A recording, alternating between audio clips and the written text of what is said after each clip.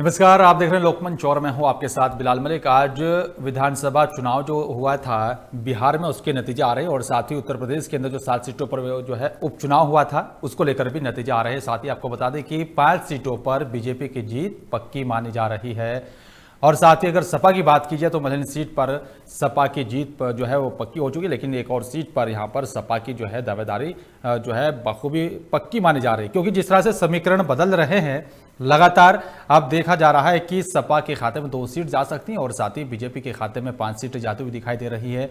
और अगर बात यहाँ पर आरएलडी बसपा कांग्रेस की जाए तो खाता भी नहीं खोल पाई हैं तीनों ही पार्टियां। अगर हम बात करते हैं बिहार के चुनाव की, बिहार में जिस तरह से समीकरण बदले हैं, अगर यहां पर एनडीए की बात की जाए तो एनडीए भी यहां पर 124 सीटों पर आगे चल रहा है और साथ ही अगर बात महागठबंधन की जाए तो 110 सीटों पर और साथ ही अन्य एलजेपी के साथ बात की जाए तो यहाँ पर 9 सीटों पर जो है बढ़त बनाए हुए हैं। लेकिन सवाल इस बात का है कि क्या बिहार में नीतीश वापसी कर रहे हैं, बिहार में सत्ता पर काबिज कौन होगा, और या फिर बात तेजस्वी की यहां पर की जाए तो क्या इतिहास रचने में कामयाब होंगे। ऐसे तमाम अहम सवाल हैं कि उत्तर प्रदेश में जो उपचुनाव हुआ था उसके समीकरण किस तरह से बदले, क्योंकि पूरा विपक्ष लामबंद हो रहा था सरकार के खिलाफ। लेकिन जब चुनाव के नतीजे आने शुरू हुए तो नतीजे कुछ और ही सामने आए हैं। और दूसरी तरफ अगर बात मध्य प्रदेश की जाए तो मध्य प्रदेश में 28 सीटों पर चुनाव हुआ है और वहां पर बीजेपी 19 और साथ ही कांग्रेस जो है 28 और अन्य 1 सीट पर जो है बढ़त बनाए हुए हैं। लेकिन सवाल यह है कि आखिरकार सत्ता पर काबिज कौन हो रहा है। बीजेपी उत्तर प्रदेश में 7 सीटों में से 5 सीटें यहां पर जो है बीजेपी के खाते में जाते हुए दिखाई दे रही हैं और साथ ही 2 सीटें सपा के खाते में। और अगर बात बसपा कांग्रेस आरएलडी की जाए तो अपना खाता भी नहीं खोल पाई हैं।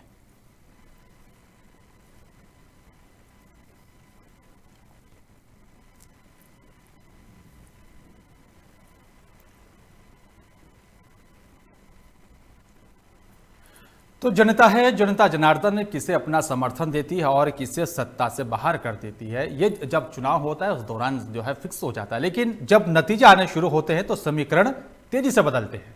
इसी को लेकर आज हम बातचीत करेंगे, खास चर्चा करेंगे और इसी चर्चा में शामिल होने के लिए मेरे साथ हरीश भारद्वाज हैं जो कि राजनीतिक विश्लेषक हैं, मेरे साथ स्टूडियो में मौजूद हैं।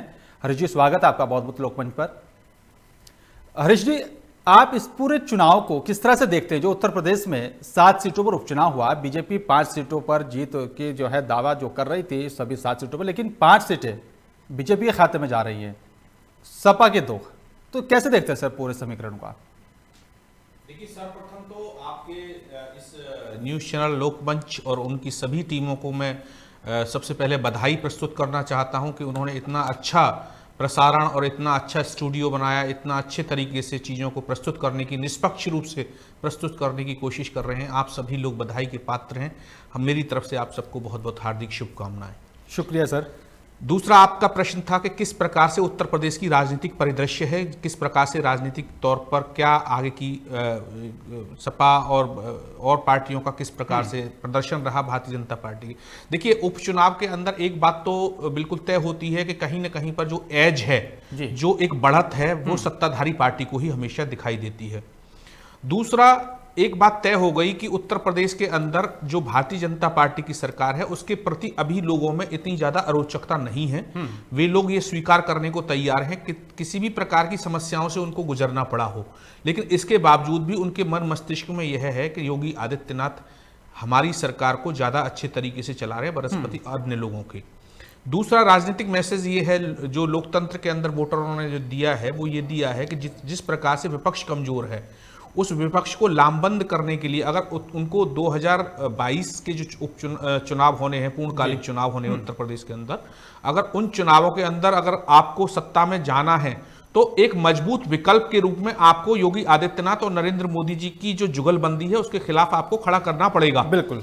आप उनके इस प्रकार से आप बिखर करके सारे लोग आपस में लड़ करके आप एक मजबूत विपक्ष के रूप में अगर खड़े नहीं होंगे तो उनका जो कद है उसके आगे आप कहीं भी स्टैंड नहीं कर रहे हैं। जनता ने उनको स्वीकार कर लिया है। लोकशाही के अंदर अगर आपके जो वोट हैं उन वोटों को आप कंसोलिडेट नहीं कर पा रहे हैं, आप उनको एक चुनौती नहीं प्रस्तुत कर पा रहे हैं, तो आप एक प्रकार से आपकी कमजोरियां ही ये महसूस कराती हैं। बिल्कुल। दूसरा, जिस प्रकार से मैंने ये महसूस किया कि जिस प्रकार से भारतीय जनता पार्टी का एक कर्मठ कार्यकर्ता सड़कों पर जाकर के बूथ बूथ पर जाकर के कार्य करता है, उस प्रकार की जो कार्यशैली है वो कार्यशैली विपक्ष के कार्यकर्ताओं में बहुत कम देखी जा रही है। और उसको उनका जो एक समर्पण भाव है जो कार्यकर्ताओं के अंदर, वो कहीं ना कहीं पर काम करता है। वो जनता तक अपने मैसेज को बूथ लेवल पर पहुंचाने का काम करते हैं, जो कि जो दूसरी विपक्षी पार्टियां हैं वो हवाई सिद्ध हो रही हैं। और ये काफी लंबे समय से ऐसा महसूस उत्तर प्रदेश के अंदर किया जा रहा है। यहां पर मैं आपको एक चीज जोड़ना चाहता हूं, जितने भी उपचुनाव हुए हैं उत्तर प्रदेश के अंदर, एक बुलंदशहर की भी एक सीट है। वहां पर बुलंदशहर की एक सीट पे बड़ा एक आश्चर्यजनक चीज निकल करके आई है। एक नई पार्टी बनी जिसका नाम था आजाद समाज पार्टी, जो चंद्रशेखर आजाद ने बनाई थी। चंद्रशेखर आजाद ने उसको भीम आर्मी या आजाद समाज पार्टी, उसका एक पहला प्रत्याशी बुलंदशहर के अंदर उतरा था। और आपको आश्चर्य होगा कि पहली बार में ही उसने उपचुनाव लड़ करके लगभग 14,000 के आसपास उन्होंने वोट पाया है। और लोकदल, सपा गठबंधन तथा कांग्रेस से ज्यादा वोट वो प्रत्याशी लेकर के गया है। तो ये कहीं ना कहीं पर एक सिग्नेचर साइन है, एक प्रकार से ये एक दर्शाता है बिल्कुल कि अगर सारे लोग मिलकर के उत्तर प्रदेश का उपचुनाव के बाद जो ये 22 का चुनाव है, अगर विपक्ष अब लामबंद नहीं हुआ तो योगी आदित्यनाथ की सत्ता को आप जो है चुनौती नहीं दे पाएंगे। बिल्कुल। और इसी बीच हरीश जी, हमारे संवाददाता जो है इरशाद मेरे साथ सीधा जुड़ रहे हैं। इरशाद, क्या कुछ ताजा अपडेट है? सर मैं बता देता हूँ, यहाँ नौगामा जो उपचुनाव हुआ है इसमें भाजपा प्रत्याशी संगीता चौहान जो स्वर्गीय चेतन चौहान जी की पत्नी, उन्होंने जो है सपा और राष्ट्रीय लोकदल और महादल का जो प्रत्याशी जावेद अब्बास हैं उन्हें 15,169 वोटों से पराजित कर दिया है। और जो भारतीय जनता पार्टी के लोग हैं उसमें सभी में जो है खुशी की लहर दौड़ी है। और बिल्कुल जीत हासिल हुई है नौगामा सादात सीट पर बीजेपी प्रत्याशी को, तो खुशी का जो है माहौल देखने को मिल रहा है। शुक्रिया आपका इरशाद, मेरे साथ जुड़ने के लिए और तमाम जानकारी साझा करने के लिए। तो हरीश भारद्वाज जी, नौगामा सादात सीट की अगर बात करें, जो यहाँ पर बीजेपी प्रत्याशी 15,169 वोट से विजय प्राप्त हुए हैं, क्योंकि जिस तरह से ये आंकड़ा बढ़ा है बीजेपी प्रत्याशियों की जीत का, तो आप इसको कैसे देखते हैं? क्योंकि पूरा विपक्ष भी पूरी कोशिश कर रहा था, दावा किया जा रहा था कि सभी सीटों पर जीत हासिल की जाएगी, लेकिन जो उसके बिल्कुल उलट आया सामने नतीजे जो आ रहे हैं। 6 सीटें जो है बीजेपी के खाते में जाती हुई दिखाई दे रही। तो विपक्ष में क्या कमी रही होगी कि जनता के सामने जो मुद्दे उठाए थे सरकार के खिलाफ, क्या उसको पहुंचाने में कोई गलती हुई है विपक्ष, या फिर सही तरीके से मुद्दे नहीं उठा पाए? देखिए, जो उत्तर प्रदेश के अंदर 2-3 लोग विपक्ष के अंदर हैं जी। एक तो माननीय अखिलेश यादव जी हैं। वो अखिलेश यादव ने अभी तक अपना काम ही शुरू नहीं किया है। ये बड़ी विडंबना है कि उनको एक मजबूत नेता के तौर पर उत्तर प्रदेश में इस वक्त जो परिस्थितियां थी उनको एक खड़ा होना चाहिए था। वो अपना एक मैसेज पूरी तरीके से जनता तक नहीं पहुंचा पा रहे हैं। बिल्कुल, वो एक अनिर्णय की स्थिति में है।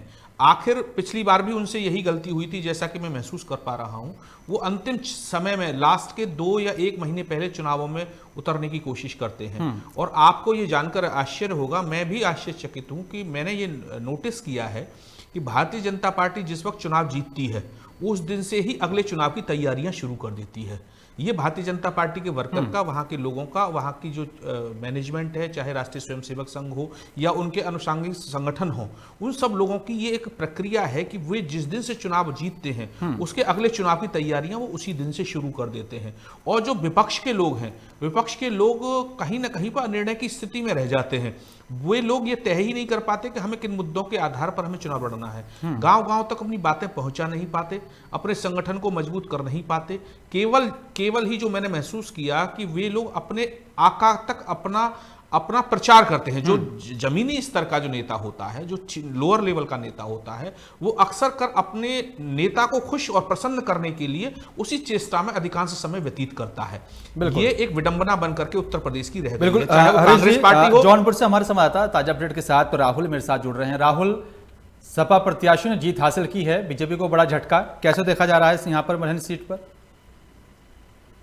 जी बिलाल, मैं आपको बताना चाहूंगा, जौनपुर जिले के मल्हनी विधानसभा सीट एक बार फिर सपा के खाते में चली गई। तो कहीं कहीं उत्तर प्रदेश की जिन 7 सीटों पर चुनाव हो रहा था, तो कहीं कहीं इस बार बीजेपी ने पुनः 6 सीटों पर तो कब्जा कर ली, लेकिन उन्हीं का विधानसभा का एक बार पुनः सपा ने अपना कब्जा कर लिया। तो बता दें कि सपा प्रत्याशी लकी यादव 4600 वोटों से जीते हैं। जी बिल्कुल, शुक्रिया आपका राहुल, मेरे साथ जुड़ने के लिए, तमाम जानकारी साझा करने के लिए।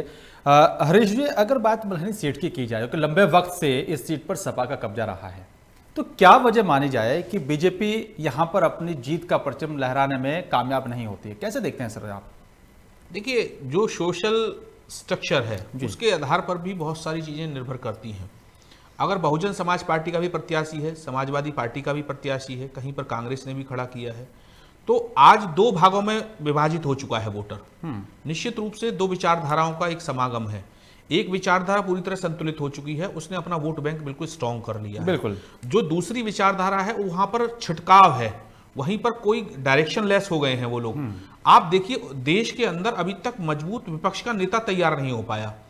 नरेंद्र मोदी के खिलाफ एक मजबूत विपक्ष का नेता तैयार होना था, उसके खिलाफ जो मजबूती के साथ विपक्ष को अपनी आवाज रखनी चाहिए थी, वो मजबूती पिछले लंबे समय से, आज भी कांग्रेस हो या सपा हो या और पार्टियां हो, वो अपने संगठन को भी दुरुस्त नहीं कर पा रहे हैं। तो कहीं ना कहीं पर ये एक प्रकार से ये तय हो गया है कि आपको इतना इजी गोइंग नहीं है, चाहे वो बिहार के उपचुनाव ले लीजिए या उत्तर प्रदेश के बिहार के चुनाव ले लीजिए या उत्तर प्रदेश के चुनाव ले लीजिए, उपचुनाव जो हुए हैं, इससे ये तय हो गया कि आप चाहे लाख कोशिश करें, आप लोगों को ये समझाएं कि आपका बहुत ज़्यादा कोरोना के काल में नुकसान हुआ, आप चाहे कितना ही कहते रहें कि आपको बहुत ज़्यादा कष्ट भी हो गए हैं, बहुत सारी परेशानी हुई, आपके व्यापार ठप हो गए, आप बहुत बड़े आर्थिक संकट से गुजर रहे हैं, आर्थिक दौर से गुजर रहे हैं, लेकिन उसका एहसास आप वोटरों के मन में नहीं करा पा रहे हैं।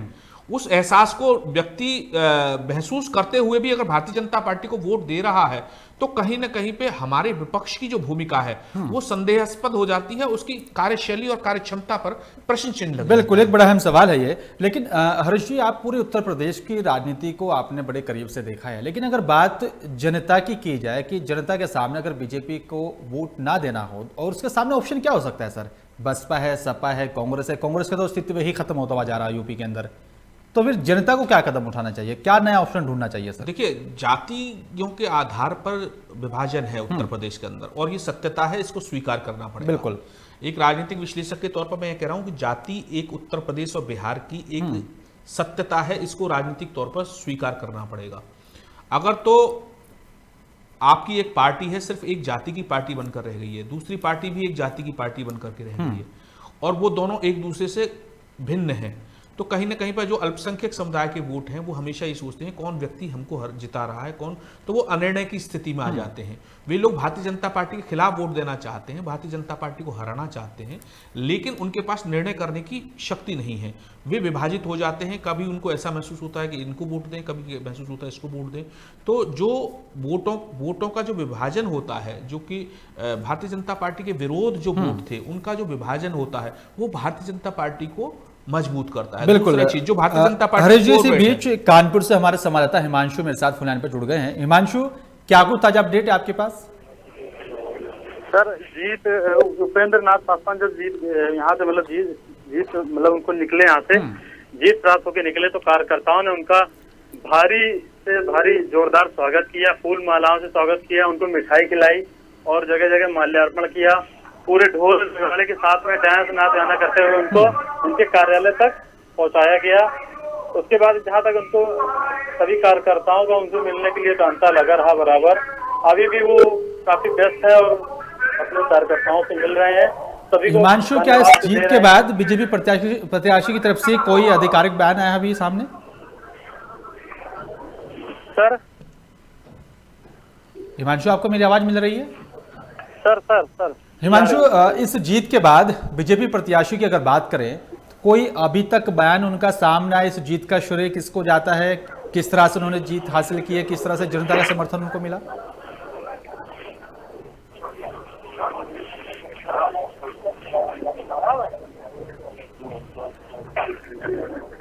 शुक्रिया हिमांशु, मेरे साथ जुड़ने के लिए और तमाम जानकारी साझा करने के लिए। हरीश जी, अगर हम यहाँ जो है कानपुर की भी बात करते हैं या फिर बाकी हम जो है सीट की बात करते हैं, तो बीजेपी जो है बढ़त में रही है और विपक्ष मुद्दों को उठाने में नाकाम साबित हुआ। ऐसा क्यों हुआ है? क्या ये आप मानते हैं कि जो रणनीति है, जो तैयारी है, वो विपक्ष की पूरी नहीं थी? देखिए, मैं आपको बड़ी छोटी सी बात बताना चाहता हूँ। देखिए, जो मैंने पहले कहा कि भारतीय जनता पार्टी का जो कार्यकर्ता है, भारतीय जनता पार्टी का जो नेता है, वो डे 1 से इलेक्शन की तैयारी शुरू कर देता है। जिस दिन जीतता है उस दिन से ही तैयारियां शुरू कर देते हैं। अब देखिए, एक चुनाव आयोग ने अभी एक नीति निकाली थी कि भाई जो 80 साल से अधिक वाले लोग हैं और जो विकलांग हैं उनको बैलेट पेपर से घर पे जाकर के वोट डाला जाएगा, ठीक है।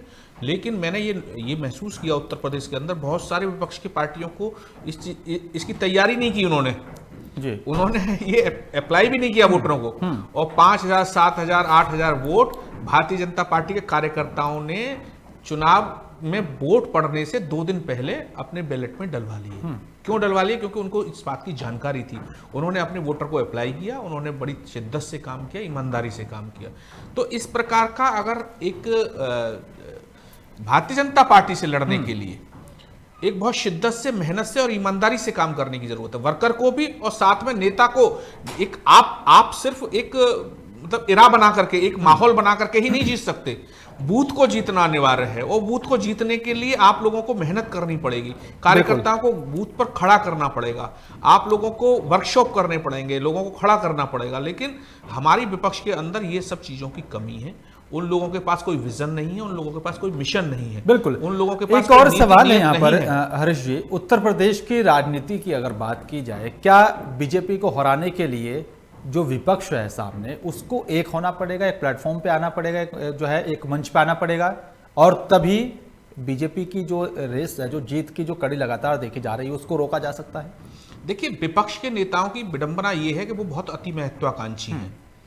अगर अखिलेश यादव जी हैं तो वो भी मुख्यमंत्री बनना चाहते हैं, अगर मायावती जी हैं तो वो भी मुख्यमंत्री बनना चाहती हैं, अब अगर प्रियंका गांधी जी हैं वो भी मुख्यमंत्री बनना चाहती हैं। तो हर एक को ऐसा महसूस होता है, उसके ही लोग इस प्रकार का माहौल उसके चारों तरफ नेता की तरफ खड़ा कर देते हैं कि जैसे सब कुछ उनके अनुकूल चल रहा है। और पता नहीं क्यों नेताओं को इतना चश्मा लग जाता है, उनको इस चीज का एहसास नहीं होता कि वो सत्यता से बहुत परे हैं। आज भारतीय जनता पार्टी का इतना बड़ा विरोध होने के बावजूद भी अगर जनमानस उनको वोट दे रहा है, तो आप उस जो उसकी भावनाएं थी, वोटर की जो भावनाएं थी, उसको आप वोट में कन्वर्ट नहीं कर पा रहे, अपने पाले में नहीं ला पा रहे हैं। तो आपको अपनी कमियां ढूंढनी पड़ेंगी, और कमियां ढूंढ करके उनको ठीक करना पड़ेगा। और जहां तक विपक्ष की बात है, विपक्ष के अंदर देखिए साहब, चाणक्य नीति भी है। बिल्कुल। तो भारतीय जनता पार्टी के लोग चाणक्य नीति भी अपनाते हैं। उनको ये पता है कि विपक्ष के अंदर भी उनकी साठगांठ है कि उनको कहां किस व्यक्ति को खड़ा करवाना है, कहां किस व्यक्ति का क्या करना है। तो वो भी विपक्ष उसमें भी बिल्कुल, क्योंकि पूरी रणनीति के साथ ही जो है बीजेपी चुनावी मैदान में उतरती है। बिल्कुल हरीश जी, इसी बीच मेरे साथ संजीव, हमारे संवाददाता बुलंदशहर से मेरे साथ फोन लाइन पर जुड़ रहे हैं। संजीव, क्या कुछ ताजा अपडेट है आपके पास? भाजपा यहाँ पर भारी बहुमतों से जीत की तरफ बढ़ चुकी है। लगभग अब तक उषा सुरोही जो भाजपा के प्रत्याशी है, 21,609 मत अब तक आ चुके हैं। काउंटिंग अभी जारी है। दो मतगणना अभी बाकी रह गई है, और जो बसपा के प्रत्याशी थे हाजी यूनुस, उन्हें 64,262 मत मिली हैं, और जबकि उषा सुरोही को 85,871 वोटें मिली हैं। ज्यादातर प्रत्याशी, संजीव, अगर बात यहाँ पर भीम आर्मी की जो है नेता की बात की जाए, प्रत्याशी की बात की जाए, उनको कितने प्रतिशत वोट मिला? अगर टोटल वोट की बात की जाए, कितने वोट मिले हैं? चूंकि अभी बता दो, मतगणना अभी थोड़ी जारी है, अभी बताना अभी जल्दबाजी होगा कि जब तक पूरी तरीके से मतगणना का रिजल्ट नहीं आता, तब तक अभी बताना नहीं बता पाएंगे। ठीक है, शुक्रिया संजीव। अभी मतगणना जारी है। ताजा अपडेट के साथ फिर से आप हमारे साथ तो जुड़िए। लेकिन आपको बता दें कि जिस तरह से अभी बुलंदशहर सीट पर, यहाँ पर सदर सीट पर जो मतगणना चल रही है वो भी जारी है, लेकिन बीजेपी प्रत्याशी उसमें आगे चल रहे हैं। दूसरे नंबर पर बसपा प्रत्याशी है। हरीश जी, आपको क्या लगता है कि अगर उत्तर प्रदेश में जीत हासिल करनी है तो रणनीति कैसे बनानी होगी विपक्ष को, चाहे वो सपा हो, बसपा हो या फिर कांग्रेस हो? देखिए, मुद्दों की बात करनी पड़ेगी जी। जो भारतीय जनता पार्टी की बहुत बड़ी ताकत है, वो जो आप कहिए तो जो सेंटिमेंटल मुद्दे होते हैं, जो भावनात्मक मुद्दे हैं, भावनात्मक कनेक्टिविटी वो वोटर्स के साथ कर चुकी है। और उस भावनात्मक कनेक्टिविटी को आप किस प्रकार से परिवर्तित, आप बेरोजगारी के मुद्दे हैं, बहुत ज्यादा देश के अंदर बेरोजगारी हो रही है, उत्तर प्रदेश के अंदर बेरोजगारी हो रही है, आप मुद्दे उठाइए, सड़कों पर आइए उसको लेकर के। विपक्ष के लोग आने को तैयार नहीं है। आज व्यापारियों के लेकर के बहुत सारे मुद्दे हैं, उनको लेकर के सड़क पर उठाने को तैयार नहीं है। और आप डरिए मत, विपक्ष डरा हुआ बैठा है, ऐसा महसूस होता है मुझे। योगी आदित्यनाथ जी हो या नरेंद्र मोदी जी की जो सरकार है, उससे बहुत सारे विपक्ष के लोग घबराए हुए हैं, डरे हुए हैं, सड़कों पर निकलने को तैयार नहीं है। जब तक संघर्ष नहीं होगा, जब तक जनता के पास आपकी आवाज नहीं पहुंचेगी, जनता के अंदर साहस आपको भरना ही पड़ेगा, उसके लिए संघर्ष करना ही पड़ेगा, तभी आप इस सत्ता को हटा सकते हैं। अन्यथा आपके जितने भी प्रयास हैं वो निरर्थक सिद्ध होंगे। आप इस प्रकार से सत्ता, इतनी मजबूत सत्ता को आप इतनी आसानी से हिलाने की सोचिएगा भी मत। बिल्कुल, और सवाल भी पैदा नहीं होता। लेकिन एक और सवाल है, जिस तरह से उत्तर प्रदेश के अंदर कानून व्यवस्था को मुद्दा बनाता है पूरा विपक्ष, और लामबंद भी होता है, हाथरस जैसी घटना हमारे सामने भी आती है, और बेरोजगारी की समस्या भी है, दूसरी तरफ किसानों की सबसे बड़ी समस्या है, समाधान नहीं होता है। लेकिन बावजूद उसके अगर उपचुनाव होता है और 6 सीटें यहाँ पर या 5 सीटें जो है बीजेपी के खाते में जाती हैं, तो खुद एक सवाल है कि अगर इतना कुछ ना होने के बावजूद भी समर्थन जनता का मिल रहा है योगी सरकार को, तो उसकी क्या कुछ मुख्य वजह है?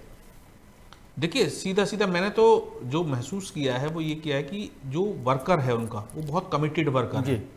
एक तो वर्कर की कमिटमेंट है, साथ ही साथ जो मैसेज है वो मैसेज, देखिए विपक्ष, आप मुझे बताइए, अभी उपचुनाव हुए हैं, उपचुनाव से पहले विपक्ष का कोई नेता सड़कों पर दिखाई दिया है? नहीं दिया हुआ। आपको थोड़े बहुत एक आध आंदोलन के लिए कभी कोई एक पॉलिटिकल टूरिज्म की तरह तो लोग करते हैं, अगर विपक्ष के नेताओं की माने तो एक छोटा मोटा पॉलिटिकल टूरिज्म करते हैं। लेकिन जिस कार्यकर्ता को कोरोना काल के बाद से जो समय मिला, उसके बाद भी काफी लंबा समय हो गया, उन आंदोलनों को आगे बढ़ाना चाहिए था, जनता तक मैसेज देना चाहिए था, वो मैसेज नहीं पास हो रहा है। और दूसरी तरफ भारतीय जनता पार्टी के जो लोग हैं, भारतीय जनता पार्टी के जो संगठन हैं, वो अपने एक कमिटमेंट की तरह अपना काम कर रहे हैं। उनसे लड़ने के लिए आपको बहुत मजबूत होने की जरूरत है। मजबूत होकर के ही आप अपने मैसेज को वहां लोगों तक पहुंचा पाएंगे, और आप पहुंचाने के लिए तैयार नहीं है तो आपको ये एक विपक्ष के लिए एक घंटी है, ये घंटी बजाई गई है कि आप लोग अभी भी सुधर जाओ, आप सुधार करके अपने जो कार्य प्रणाली है उसको ठीक करो, सड़कों पर उतरो, लोगों की आवाज उठाओ, लोगों की आवाज बढ़ो। आप देखिए कितना बड़ा मुद्दा था बिजली को लेकर के, बिजली के बेतहाशा दामों में वृद्धि हो रही है उत्तर प्रदेश के अंदर। आप देखिए मनीषा वाल्मीकि का कितना बड़ा मुद्दा था। बहुत सारे ऐसे मुद्दे कानून व्यवस्था को लेकर के, जिसको लेकर के सड़कों पर उतरा जा सकता, उतरे भी, विपक्ष के कुछ लोग उतरे भी, लेकिन वो आम जन तक नहीं पहुंच पाई बात, और नहीं पहुंच पा रही है तो उसके पीछे चिंतन और मंथन करने की जरूरत है, नए सिरे से सोचने की जरूरत है, नए सिरे से रणनीति बनाने की जरूरत है, और आपस में विपक्ष को अपने अहंकारों को त्याग करके बिल्कुल दूर करके, बिल्कुल, और जनता के बीच पहुंचना होगा, तभी जनता का यहाँ पर समर्थन मिलेगा। हरीश जी, इसी बीच उन्नाव से भानु सिंह चंदेल हमारे संवाददाता मेरे साथ जुड़ रहे हैं। भानु, क्या कुछ ताजा अपडेट आपके पास? चाहूंगा, प्रदेश कह लें या उन्नाव कह लें, बहुचर्चित सीट थी बांगरमऊ, बीजेपी के लिए साख बनी हुई थी। बीजेपी ने ताबड़तोड़ यहाँ पे सभाएं की। उसके बाद जैसे ही मतगणना शुरू हुई आज, तो शुरुआत से ही ये कयास लगाया जा रहा था कि कांग्रेस की प्रत्याशी आरती वाजपेयी और भारतीय जनता के प्रत्याशी श्रीकांत कटियार, इन दोनों के बीच में कांटे की टक्कर देखने को मिल सकती है। लेकिन जैसे ही मतगणना शुरू हुई तो भाजपा प्रत्याशी ने शुरू से ही लीड लेना शुरू कर दिया। लीड धीरे धीरे यहाँ तक पहुंची कि अभी ताजा अपडेट, अब क्योंकि मतगणना की जो लास्ट अपडेट है पूरी हो चुकी है, भाजपा प्रत्याशी को 71,149 वोट प्राप्त हुए हैं, जिसमें उनकी जो एक रिकॉर्ड जीत है 38,769 वोटों से उनको रिकॉर्ड जीत मिली हुई है। वहीं और हम कह लें कांग्रेस की बात करें तो तीसरे नंबर पर सपा प्रत्याशी रही हैं, जो सुरेश पाल, उनको 35,000 वोट मिले हुए। तो इस तरह से बीजेपी ने एक बड़ी लीड के साथ 31,000 कुल करीब 32,000 वोटों के साथ में जीत हासिल की है, जो कि एक अपने आप में बड़ा सवाल खड़ा करता है। जिस तरह से वहां सभाएं चल रही थी, कार्यक्रम हुए, जनता का रुख देखा जा रहा था कि बिल्कुल। राहुल, एक और सवाल था कि, और ये भी दावा किया जा रहा था कि जो उन्नाव का जो बीजेपी संगठन है उसके अंदर खाने कुछ इस तरह की बातें चल रही हैं जिसके चलते नुकसान हो सकता है बीजेपी प्रत्याशी को, लेकिन वो दिखाई नहीं दिया जब नतीजा आए।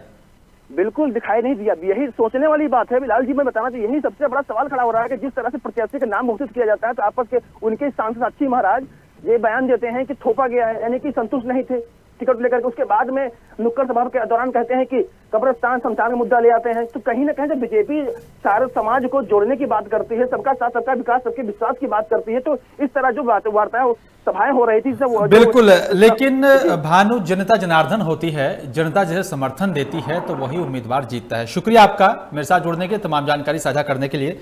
हरीश जी, अगर उन्नाव की बांगरमऊ सीट की बात करें यहाँ पर, क्योंकि कुलदीप सिंह सेंगर यहाँ से विधायक थे, अब जेल में बंद है, इस पर सीट पर यहाँ पर जो है चुनाव हुआ है, और बीजेपी उम्मीदवार को अगर टोटल मत की बात यहाँ पर की जाए तो 71,149 वोट उन्हें यहाँ मिले हैं और जीत उन्होंने यहाँ पर 38,769 वोट से जीत हासिल की। बड़ी जीत है सर, करीब 38,000 कम नहीं वोट होते हैं।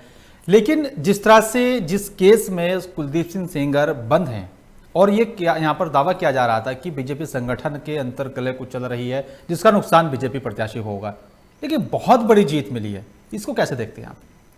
देखिए, जो भारतीय जनता पार्टी का जो वहाँ पर जो संगठन है उसके बारे में बताया गया कि जो कुलदीप सिंह सेंगर को कुलदीप सिंह सेंगर चाहे कुछ भी किया हो, वहाँ पर लोगों की सहानुभूति को बटोरने में कामयाब रह गए।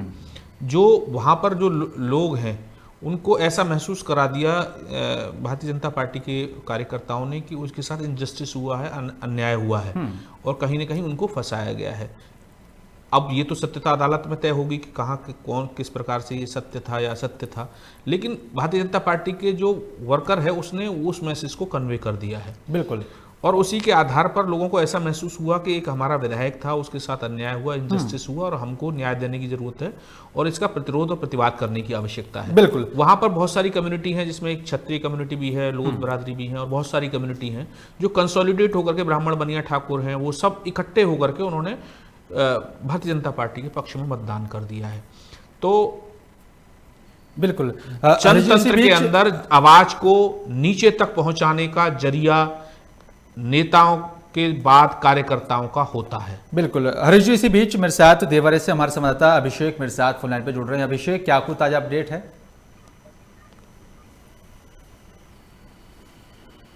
हरीश, आपको मेरी आवाज मिल रही है? जी जी जी। अभिषेक, क्या कुछ ताजा अपडेट है? आज जिस तरह से चुनाव के नतीजे आए और बीजेपी के पक्ष में यहाँ पर जो है सीटें जाती हुई दिखाई दे रही है, 5 सीट, तो देवरिया सदर सीट पर क्या कुछ नजरिया है, किस तरह से उत्साह देखा जा रहा है? जी जी, आपको बता दें कि दोपहर तक तो काफी रोमांचक मुकाबला रहा सपा और बीजेपी में, लेकिन अंततः में बीजेपी ने 20,337 वोटों से सपा को हरा दिया है और उसके बाद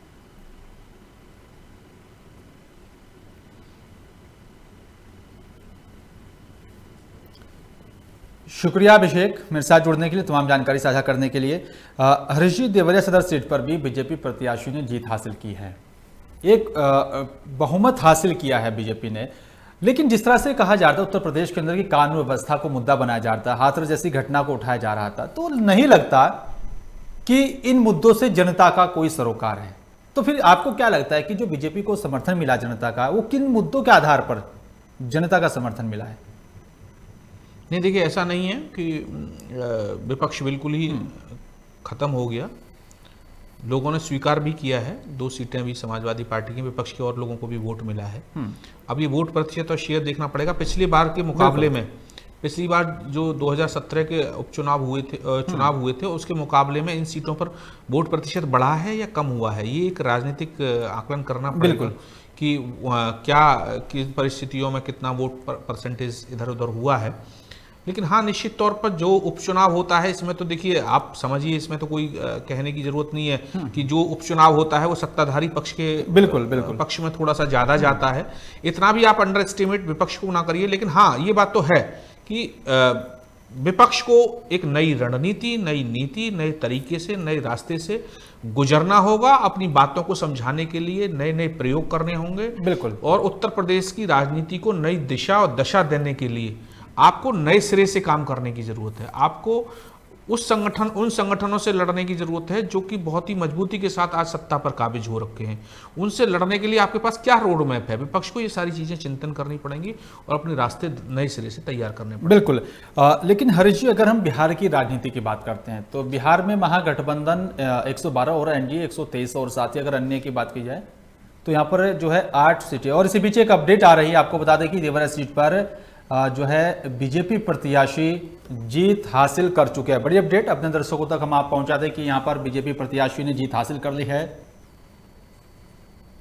औपचारिक ऐलान हो चुका है। साथ ही आपको देवरिया सदर सीट से बीजेपी प्रत्याशी की जीत हो चुकी है, औपचारिक ऐलान कर दिया गया है प्रशासन की तरफ से। हरीश जी, बिहार की राजनीति की अगर बात की जाए, महागठबंधन 112 और साथ ही एनडीए 123 और अन्य जिसमें एलजेपी भी है, तो 8 सीटों पर जो है बढ़त बनाए हुए। तो बिहार की राजनीति को आप कैसे देखते हैं, कौन वापसी कर रहा है? देखिए, बिहार की राजनीति में जो बड़े आश्चर्यजनक परिणाम आए, जिस प्रकार से लोगों ने जो एग्जिट पोल थे उनके बिल्कुल विपरीत परिणाम आ रहा है, तो मैं समझ पा रहा हूं कि लोगों का आकलन गलत हो गया जी। दरअसल जो बिहार की राजनीति है वो पूरी तरीके से जातिगत राजनीति है। जातियों के आधार पर ही वोटों का ध्रुवीकरण हुआ है। अब ऐसी परिस्थिति में आप ने वहां पर देखिए, चाणक्य नीति है सीधी सीधी। अगर बहन मायावती और एआईएम के जो हैं असदुद्दीन ओवैसी जी, अगर वो कहीं जहां जहां भी मुस्लिम बाहुल्य सीटें हैं, जहां जहां भी तेजस्वी यादव को ऐसा उन्हें लगता था कि तेजस्वी यादव यहां पर मजबूती से चुनाव लड़ सकता है, तो कैसे किस परिस्थिति में वहां पर बड़ी मजबूती से चुनाव लड़ेंगे और मजबूती से चुनाव लड़ करके कहीं ना कहीं 20,000, कहीं 10,000, किसी 15,000, किसी 25,000 वोटों का नुकसान तेजस्वी को उठाना पड़ा। तो उसका भी एक बहुत बड़ा एक फैक्टर बिहार की राजनीति में मुझे महसूस हुआ कि जो एक वोट एक तरफा दो ध्रुवों में बंटना चाहिए था, वो जो भारतीय जनता पार्टी का वोट था वो एक तरफा पड़ा और एक साइड पड़ा, उनके वोटों में कहीं भी कहीं डेंट नहीं लगा। लेकिन जो वोट इधर ज्यादा आने चाहिए थे, उन वोटों को डिवाइड होना पड़ा, बिल्कुल होना पड़ा। उसका जो है अब देखना, उसका लाभ भारतीय जनता पार्टी को सबसे ज्यादा मिला। देखिए, आप भारतीय जनता पार्टी की सीटें नीतीश कुमार जी से ज्यादा हैं और ऐसा भी हो सकता है कि नीतीश कुमार जी बिहार के मुख्यमंत्री न बने और बिहार के मुख्यमंत्री के रूप में भारतीय जनता पार्टी का कोई भी प्रत्याशी वहां बिहार के मुख्यमंत्री की शपथ ले ले। जी बिल्कुल, ऐसा हो सकता है। हरीश जी, एक और मेरा आपसे आखिरी सवाल है। जिस तरह से बीजेपी को यहाँ पर 5 सीटों पर जीत मिल रही है उत्तर प्रदेश के अंदर, और जो 2022 में विधानसभा का चुनाव होगा, ये उपचुनाव की जीत आने वाले विधानसभा चुनाव में कितनी अहम होगी? देखिए, ऐसा नहीं कह सकते क्योंकि पिछली बार भी उपचुनाव हुए थे तो समाजवादी पार्टी को बहुत सारा वोट मिला था, आपको ध्यान होगा, और वोट मिलने के बाद उनको सीटें बहुत ज्यादा आई थी। लेकिन उसके बाद जब चुनाव हुए तो भारतीय जनता पार्टी ने उन्हें उखाड़ फेंका था। तो इन उपचुनावों को हम एक तरफा नहीं देख सकते। इन उपचुनावों को आने वाले 2022 के चुनावों का परिणाम भी हम यहाँ तय नहीं कर सकते। ये तो तय अब भविष्य की गर्त में, क्योंकि भारतीय देश के मतदाता का जो मूड है वो हर 2 महीने बाद स्विंग करता है।